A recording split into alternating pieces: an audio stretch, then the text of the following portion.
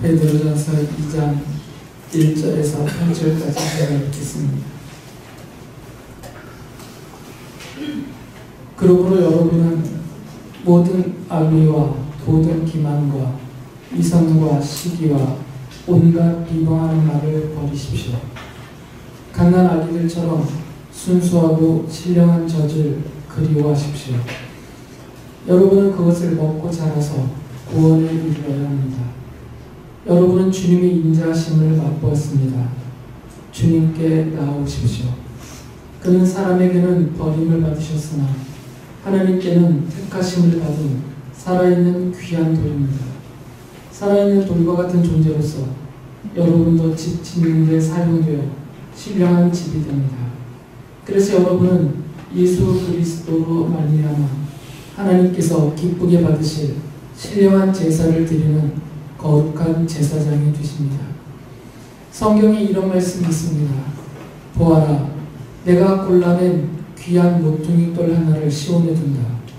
그를 믿는 사람은 결코 부끄러움을 당하지 않을 것이다. 그러므로 이 돌은 믿는 사람들인 여러분에게는 귀한 것이지만 믿지 않는 사람들에게는 집 짓는 자들이 버렸으나 모퉁이에 머릿돌이 된 돌이요 또한 걸리는 돌과 넘어지게 하는 바위입니다. 그들이 걸려서 넘어지는 것은 말씀을 순종하지 않기 때문이며 또한 그렇게 되도록 정해 놓으셨기 때문입니다.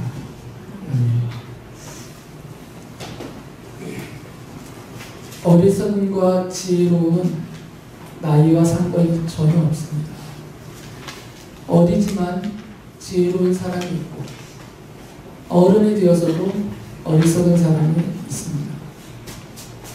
어리석은 사람은 자신이 무엇을 알고 있는지 그리고 무엇을 모르고 있는지를 제대로 알지 못합니다. 그래서 어리석을수록 자신을 과대평가하면서 자신의 지식과 생각을 고집하면서 주장을 합니다. 반대로 지혜로운 사람은 자신이 갖고 있는 자신의 지식과 그 능력을 객관적으로 평가하면서 자신이 알고 있는 것을 검증하려고 또 모르는 것은 듣고 배우려고 합니다. 여러분이 알고 계시는 내용들이지만 코페르니쿠스라는 물리학자, 천체 물리학자가 1542년에 천체의 회전을 가하여라는 책을 썼어요. 그리고 그 책 안에 지구가 태양을 중심으로 이렇게 돌고 있다는 지동설을 주장을 했어요. 지구가 돈다 그래서 지동설이죠. 그리고 그 이후에 갈릴레오나 또 케플러나 뉴턴 같은 이런 물리학자들이 그것을 뒷받침하는 이론과 관측과 자료와 이런 것들을 다 제공을 했어요. 그래서 지구가 태양을 돌고 있다는 지동설이 확립되기 전까지, 확진되기 전까지 대부분의 사람, 거의 대부분의 사람들은 태양과 천체가 지구를 놓고 그 주위를 돌고 있다는, 하늘이 돌고 있다는 천동설을 진리로 받아들였어요. 심지어 교회는 이 코페르니쿠스의 책을 금소로 지정했습니다. 하나님의 창조를 파괴하는 책이라고 하면서. 그리고 이 지동설을 거의 확립할 증거들을, 천체 관측 자료들을 제시한 갈릴레오를 재판을 했습니다. 그래서 지동설을 주장하지 못하도록 자기 이론을 철회하게까지도 시켰습니다.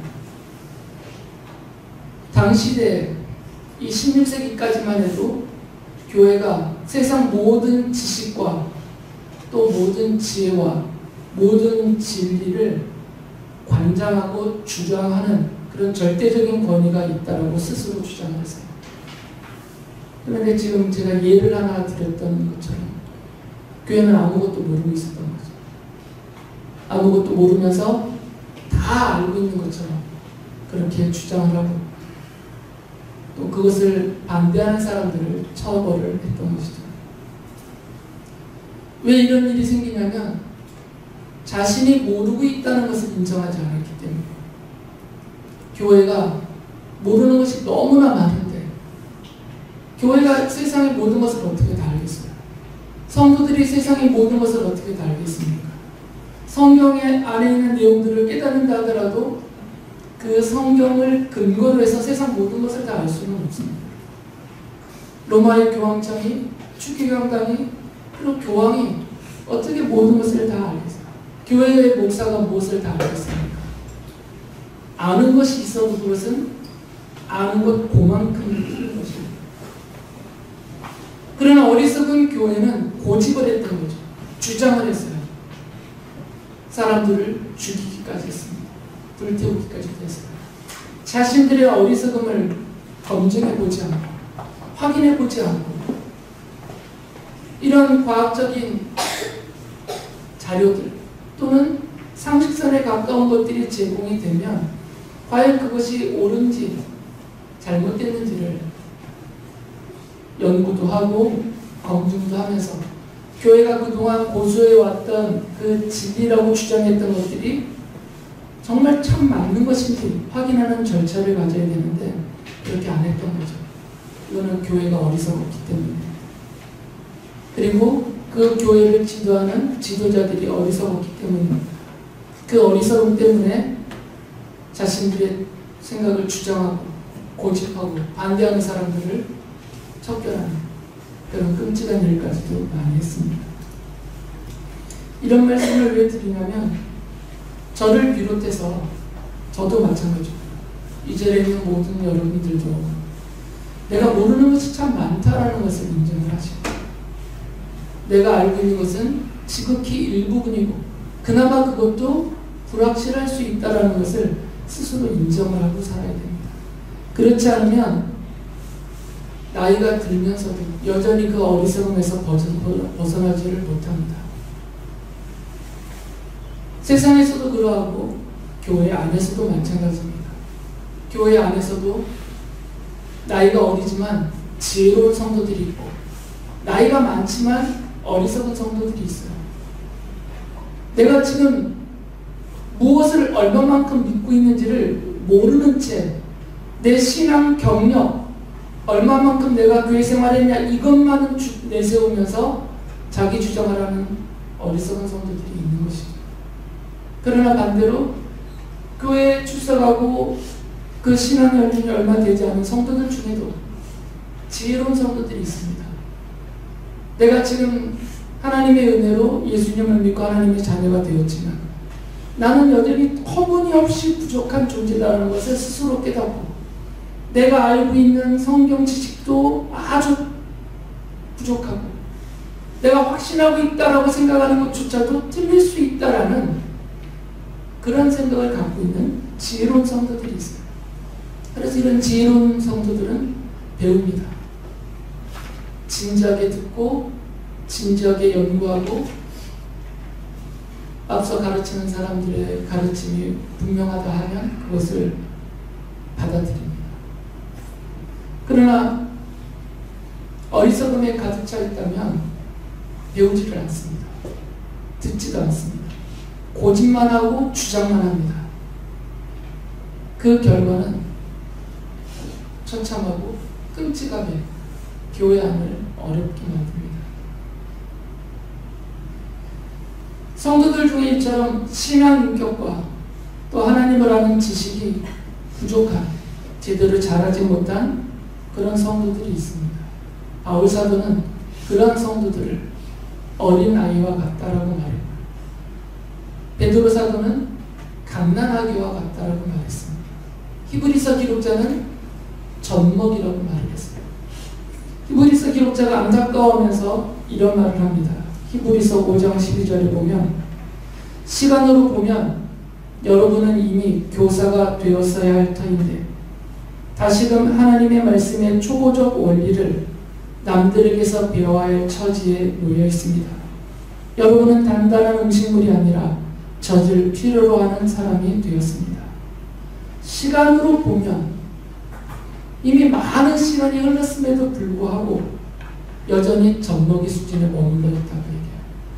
시간의 흐름으로만 보면 벌써 다른 사람들 앞에 서서 하나님의 말씀을 그들에게 가르치고 전해줄 수 있는 그 정도의 충분한 시간이 흘렀음에도 불구하고 여전히 젖이 필요한 젖먹이와 같은 자리에서 말씀의 초보적인 원리를 듣고 배워야 되는 그 수준에 계속 머물러 있다는 것이죠. 히브리서 기록자는 이것이 너무너무 안타까웠어요. 바울 사도도 이것을 정말 안타까워했습니다. 베드로 사도 또한 그 안타까운 마음을 가지고 성도들에게 이렇게 권면을 하죠. 베드로전서 2장 2절에 보면 강인한 아기들처럼 순수하고 신령한 젖을 그리워하십시오. 여러분은 그것을 먹고 자라서 구원에 이르러야 합니다. 먹고 자라야 된다는 거죠. 태어나기만 하면 안 되잖아요. 곽보은 형제랑 임성남 자매가 잘 먹고 잘 키워줘서 시연이가 저만큼 컸잖아요. 우리 교회 처음 왔을 때 얼마나 애기였어요. 태어나서 다가 아니에요. 태어났으면 자라나야 됩니다.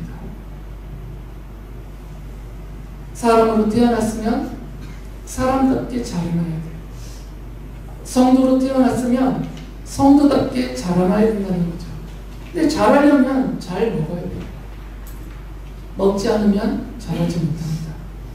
잘못된 것을 먹으면 기형이 됩니다. 그러니까 제대로 충분하게 잘 먹어야만 올바르게 자라날 수가 있어요. 그래서 베드로 사도가 성도들을 향해서 하나님의 자녀로 태어났으니까 하나님의 은혜로 예수께서 십자가에 대신 나를 대신하여 죽어주신 그 속죄의 희생 덕분에 하나님의 자녀가 되었으니까 이제는 자라나야 되는데 자라나려면 어린아이가 잘 먹어야 하듯이 성도들도 잘 먹어야 된다는 것이죠. 베드로사도가 베드로서 3장 18절에 이렇게 말해요. 우리의 주님이시며 구주이신 그리스도 예수에 대한 지식과 그의 은혜 안에서 자라십시오.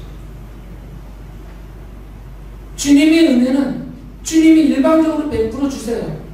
그러니까 그 은혜 안에 머물러 있기만 하면 돼요. 그러나 이 지식은 내가 먹어야 돼요. 내가 배워야 돼요. 내가 들어야 돼요. 내가 읽어야 됩니다. 지식은 저절로 쌓여지지 않습니다.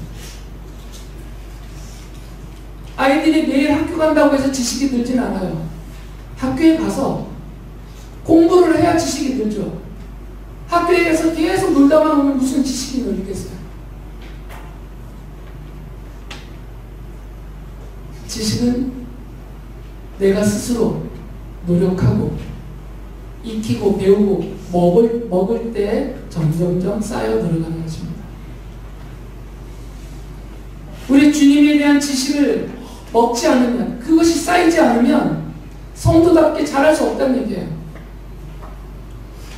그러니까 여전히 우리 하나님에 대해서 모르고 있고 내가 받은 구원에 대해서 제대로 모르고 있고 성경에 대해서 누가 물으면 대답할 수 없는 그런 지경에 있는 베드로 사도의 표현에 의하면 갓난 아기와 같은 수준에 머물러 있는 성도들이 많다는 것이죠. 히브리서 기록자는 그것을 탄식했다는 것이죠. 안타깝다.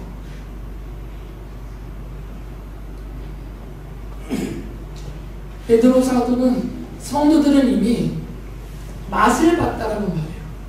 이 맛은 주님의 인자하심에 대한 맛이에요. 주님의 인자하심은 어디서 나타났습니까? 십자가에서 나타났죠. 이 십자가에서 주님의 사랑이 다 드러났어요.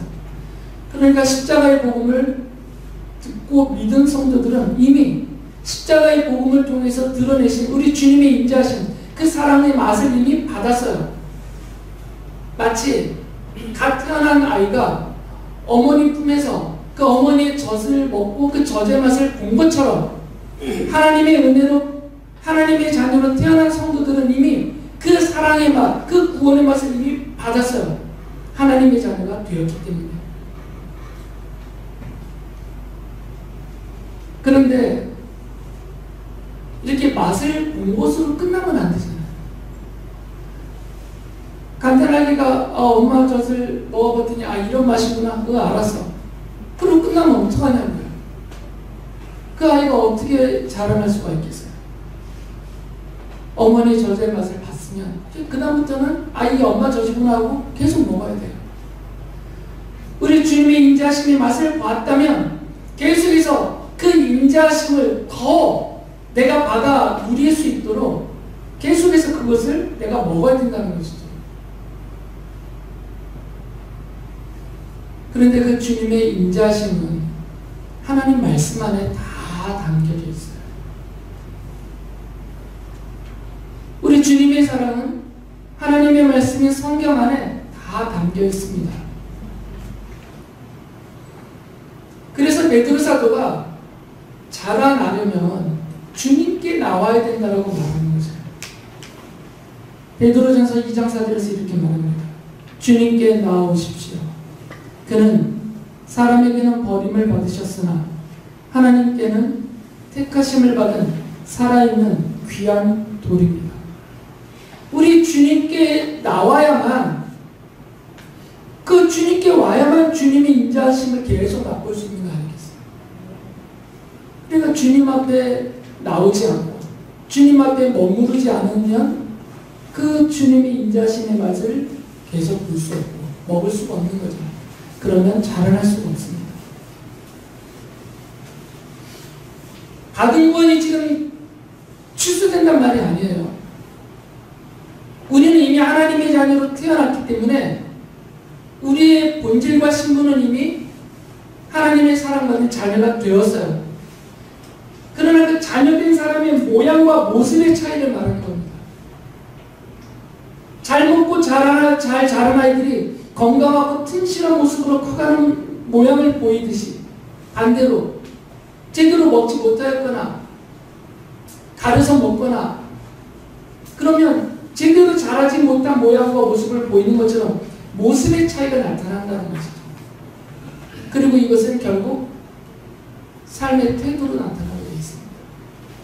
건강하게 자라는 사람들이 자신에게 주어진 삶을 그 건강함을 근거로 해서 이루어갈 수 있어요. 그러나 제대로 자라지 못해서 불구가 되었거나 병약한 사람은 자기 앞에 주어져 있는 것들을 제대로 이루어갈 수가 없습니다. 베드로 사도는 이사야서 28장 16절을 비롯해서 구약성경을 인용하면서 이런 말을 길게 해요. 베드로전서 2장 6절부터 8절에 보면 보아라, 내가 골라낸 귀한 모퉁이 돌 하나를 시온에 둔다. 그를 믿는 사람은 결코 부끄러움을 당하지 않을 것이다. 그러므로 이 돌을 믿는 사람들인 여러분에게는 귀한 것이지만 믿지 않는 사람들에게는 집 짓는 자들이 버렸으나 모퉁이의 머릿돌이 된 돌이요 또한 걸리는 돌과 넘어지게 하는 바위입니다.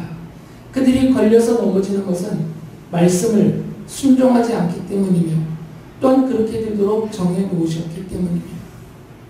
베드로가 주님 앞에 나와라 했을 때 거기에 담겨있는 것은 주님의 말씀이에요. 그냥 멀뚱멀뚱 십자가만 쳐다보라는 게 아니고요. 그냥 교회 건물 구경하는 것이 아니고 주님 앞에 나오십시오 할 때는 그 주님의 말씀 앞에 나오라는 거죠.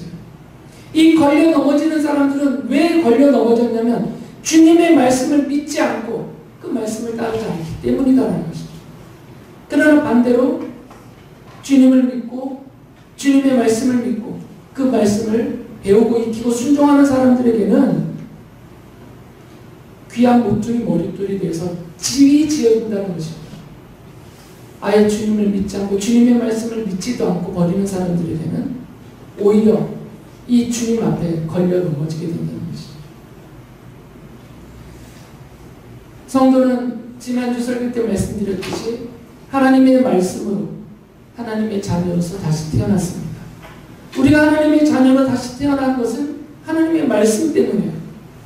우리에게 십자가 복음이라는 하나님의 말씀이 들려졌고 우리가 그것을 믿게 되었고 성령께서 그것을 깨닫고 믿고 확신하게 하셔서 하나님의 자녀가 하나님의 약속대로 말씀하신 약속대로 다 되었던 것이죠. 그리고 성도는 이 십자가의 복음을 믿음으로 베풀어 주신 구원의 참맛을 이미 본 사람들입니다. 그렇기 때문에 성도는 그 구원의 맛, 하나님의 사랑의 맛인 그 본체인 예수 그리스도께 나아가면서 그분 앞에 나와서 그분의 말씀을, 예수 그리스도에 대한 하나님의 말씀을 먹고 자라야 합니다. 이거는 선택사항이 아닙니다. 각 태어난 아이에게는 어머니의 젖이 필수예요. 이제 우리 아이들만큼 자랐으면 그 다음부터는 단단한 음식이 필수입니다. 나이가 많고 적군 간에 먹어야 돼요. 먹지 않으면 병듭니다. 약해집니다. 심지어 죽기까지도 합니다. 먹는 것은 선택이 아니에요. 먹는다라는 자체는 필수입니다. 우리는 대신에 무엇이 선택적이냐면 어떤 것을 먹냐가 선택이에요. 교회 안에 있든 교회 밖에 있든 모든 사람은 다 먹습니다. 음식을 먹을 뿐만 아니라 철학도 먹고 학문도 먹고 예술도 먹고 다 먹어요. 먹는다는 표현은 내가 다 익히고 배운다는 얘기예요. 회사에서 일터에서 기능적으로 발달하기 위한 그런 모든 것들을 익히면서 다 먹는 거죠. 그것을 먹어서 내 것으로 삼습니다. 먹고 내 것으로 삼은 만큼 내가 일궈지는 거죠. 먹는다라는 행위 자체는 필수예요. 안 먹으면 죽습니다. 무엇을 먹느냐는 선택이에요. 그러면 성도는 일반적인 삶에 필요한 것도 충분히 배우고 익히고 먹어야 되겠지만 또 무엇을 선택해서 먹어야 되겠어요? 하나님의 말씀이죠. 그런데 하나님의 말씀을 선택하지 않습니다. 그러니까 늘 시간은 이미 충분히 지났음에도 불구하고 젖먹이 자리에 늘 머무는 거죠. 선택의 우선순위에서 한참 밀리기 때문에 하나님의 말씀. 하나님의 말씀을 배우지 않으면, 먹지 않으면 하나님의 자녀답게 살 수가 없습니다. 우리 아이들이 영양을 골고루 섭취하지 않으면 사람답게 자라지 못하고 사람답게 살 수 없는 것처럼 하나님의 말씀을 충분히 먹지 않으면 하나님의 자녀로 자랄 수 없고 하나님의 자녀답게 살아갈 수가 없습니다. 그래서 하나님의 말씀을 반드시 먹어야 됩니다. 그건 필수적인 것이에요. 성도에서. 베드로 사도가 베드로전서 2장인데를 하신 말씀 다시 읽어드립니다. 갓난 아기들처럼 순수하고 신령한 젖을 그리워하십시오. 여러분은 그것을 먹고 자라서 구원에 이르러야 합니다. 제가 잠깐 PPT를 만들면서 고민을 했다가 설명을 했는데 여기에다 제 둘째 아들 하람이 사진을 올릴까 말까다 그냥 받았어요. 제 둘째 아들 사진 중에 아주 갓난아기 때 막 얼굴이 시뻘건지면서 막 이렇게 막 몸부림치면서 막 울어제끼는 모습이 있어요. 저 딸로. 그걸 제가 찍어놨거든요. 그래서 좀 생생하게 올려드릴까 봐 포기를 했는데 아들이 또 싫어할까 봐. 제발 교회에서 자기 얘기 좀 하지 말라고 해서 안 해요. 거의 죽는 것처럼 막 난리를 쳤어요. 나 저거 먹으면 죽는다는 식으로. 베드로 사도가 그 얘기를 하는 겁니다. 갓난 아이들은 어머니를 통해서 먹는 그 젖을 이렇게 선택하지 않습니다. 아 오늘 기분 나빠 안 먹어. 이렇게 안 해요. 조금이라도 늦어지면 막 소리치고 울고 난리예요. 빨리 내놓으라고. 그 아이들처럼 하나님의 말씀을 그렇게 그리워하는 것이죠. 하나님의 말씀에 대한 이런 갈급한 그리움이 없으니까 하나님의 말씀을 먹지 않는 것이죠. 이 아이들은 정말 죽을 것 같아서 소리치는 거거든요. 그리고 현실이 맞고요. 어머니의 젖이 없으면 죽습니다. 그 당시에는. 이거 못 먹으면 나 죽어요 하면서 소리치는 거죠. 울면서. 그 정도의 그리움으로 주님의 말씀을 대하라는 거죠. 이 베드로 사도가 쓴 말씀 중에 오해 소지가 있어서 설명을 드리면 뒷부분에 보면 그것을 먹고 자라서 구원에 이르러야 합니다라는 표현을 하니까 이 구원에 이르러야 한다는 표현이 아직 내가 구원받지 못했다라는 표현처럼 오해될 수가 있어요. 이것은 성도가 아직 구원받지 못했단 말이 아니라 하나님의 말씀을 먹고 자라야만 내가 구원받는다 이 말이 아니고요. 반대로 내가 하나님의 말씀을 먹고 자라지 못하면 나는 구원받지 못했다. 심지어는 내가 받은 구원도 취소가 될 수 있다. 이 말은 아니에요. 분명하게 성경이 말하기를 모든 성경은 이 자리에 우리 모두는 하나님의 자녀로 태어난 순간 이미 영원한 생명과 하나님의 나라를 약속으로 이미 받았어요. 세상 창조 전에 우리를 하나님의 자녀 삼기로 하나님이 정하신 그 뜻대로 하나님께서 부르셔서 우리를 하나님의 자녀로 다시 태어나게 해주셨어요. 하나님의 자녀가 된 그 순간부터 우리는 본질적으로 취소될 수 없는,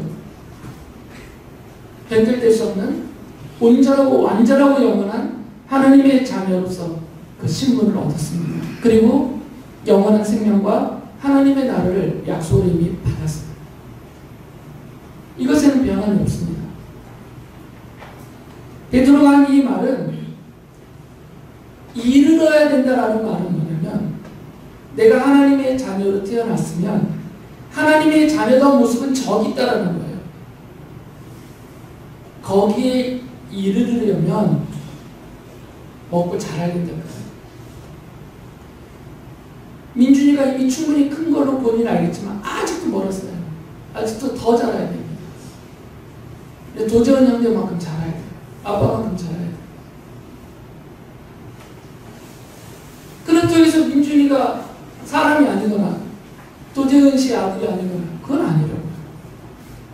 이미 자녀가 되었지만 이 자녀의 자녀다운 모습은 한참 앞에 있어요. 우리에게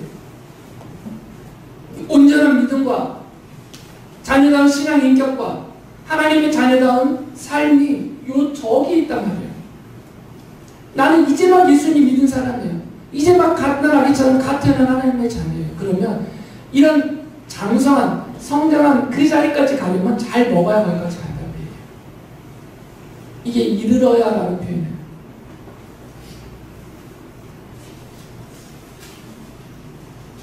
그래서 성도들은 하나님의 말씀을 잘 먹고 하나님의 성전이 신령한 집으로 지어져야 된다라고 베드로 사도가 말해요. 베드로전서 2장 5절에서 이렇게 말합니다. 살아있는 돌과 같은 존재로서 여러분도 집 짓는 데 사용되어 신령한 집이 됩니다.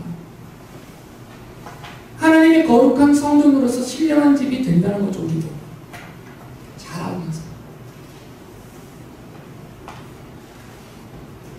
집 짓는데 쓰임받을 만한 그런 제목들, 그런 집 짓는 데 필요한 어떤 요소들, 이런 것이 된다는 얘기예요.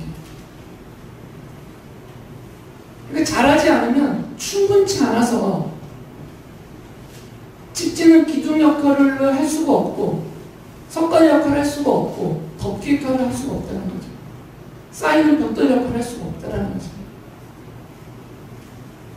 점점 자라면서 기둥이 되는 것이고 점점 자라면서 벽이 되는 것이고 점점 자라면서 지붕이 될 수 있는 거죠. 잘하지 않으면 그 역할을 할 수가 없다는 얘기예요. 그리고 2장 5절 이어서 이렇게 말을 해요. 그래서 여러분은 예수 그리스도로 말미암아 하나님께서 기쁘게 받으실 신령한 제사를 드리는 거룩한 제사장이 되십니다. 거룩한 제사장다워진다 그 얘기예요. 하나님께서 기쁘게 받으실 나의 삶을 통해서 나의 인격을 통해서 나의 기업을 통해서 하나님이 기쁘게 받으실 그런 신령한 제사를 드릴 수 있는 거룩한 제사장답게 된다 그 말이에요. 그러나 잘하지 않으면 이게 안 된다는 겁니다. 충분히 잘해야 이 역할을 할 수 있다고 얘기해요. 베드로 사도가 이사야서 8장 14절을 인용하면서 이런 말을 하죠. 베드로전서 2장 8절에 보면 또한 걸리는 돌과 넘어지게 하는 바위입니다. 그들이 걸려서 넘어지는 것은 말씀을 순종하지 않기 때문이며 또한 그렇게 되도록 정해 놓으셨기 때문입니다. 주님을 믿지 않는 사람들, 주님의 말씀을 무시하고 아예 거들떠도 보지 않는 교회 밖에 계신 그런 분들, 이런 분들은 다 걸려서 넘어져서 결국은 영원한 지옥의 형벌을 받을 수밖에 없다는 거죠. 왜 이분들이 이런 지경이 되냐면 말씀 때문에, 하나님의 말씀을 믿지 않기 때문에. 우리에게는 이 문제는 해결이 됐습니다. 이미 하나님의 자녀로 태어났으니까. 우리는 걸려 넘어져 지옥 갈 일은 없어요. 그러나 잘하기는 해야 돼. 계속해서 젖먹이 수준에, 갓난아기 수준에 머물러 있으면 안 된단 말이죠. 계속 하나님의 말씀을 먹고 자라서 거룩한 제사장으로서, 신령한 지대 기둥으로서 우리가 자라나서 하나님의 자녀다운 역할을 하며 살아야 된다는 것이죠. 어차피 우리는 얼마 후에 하나님 나라에 갑니다. 하나님이 약속하신 대로 우리를 하나님 나라로 이끌어 주실 것이고, 우리가 육체를 벗어서 죽음을 맞이하고 육체를 벗게 되면 하나님 나라에 우리는 가게 됩니다. 때가 언제인지는 알 수 없지만 그 결과는 이미 정해져 있어요. 그러나 하나님의 부르심을 받기 그 전까지는 우리는 이 땅에서 하나님의 자녀로 남아서 살 수밖에 없어요. 그러면 천국에 가서 하나님의 자녀답게 사느냐, 이것은 그 다음의 일이고, 그 나라 가기 전까지는 우리가 이 땅에서 하나님의 자녀로 태어났기 때문에 하나님의 자녀다운 인격을 갖고 하나님의 자녀다운 삶의 모습을 드러내며 살아야 된다는 것이죠. 모든 성도는 하나님의 말씀을 믿고 그 하나님의 말씀으로 하나님의 자녀로서 다시 태어났습니다. 하나님의 자녀로 태어나게 한 것도 하나님의 말씀이에요. 하나님의 자녀답게 자랄 수 있게 하는 것도 하나님의 말씀이에요. 이 하나님의 말씀을 그래서 먹고 자라야 됩니다.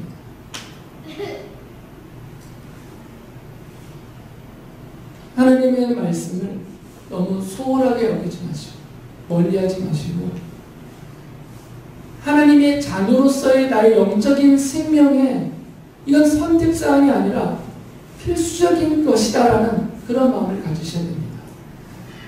어머니의 품에 있는 젖먹이 갓난 아이에게 어머니의 젖이 그 삶의, 그 생명의 필수품인 것처럼 하나님의 자녀에게는 하나님의 말씀이 필수입니다. 그 기록된 하나님의 말씀이, 성경이 필수입니다. 선택사항이 아닌 거죠. 그래서 힘 닿는 대로 스스로 조심하면서, 절제하면서 힘을 쏟아서 하나님의 말씀을 읽고 듣고 배워서 이 말씀을 통해서 신앙인으로서의 인격도 성숙되고 하나님의 자녀다운 습관도 익히고 하나님의 자녀다운 태도를 가정과 사회에서 드러낼 때 하나님께서 기쁘게 받으실 그 제사를 드리는 거룩한 제사장이 될 수가 있습니다. 모든 성도들이 하나님의 말씀을 부지런히 그리고 충분히 넘치도록 먹고 자라서 하나님이 기쁘게 받으실 제사를 드릴 만한 그런 거룩한 제사장이 되시기 바랍니다.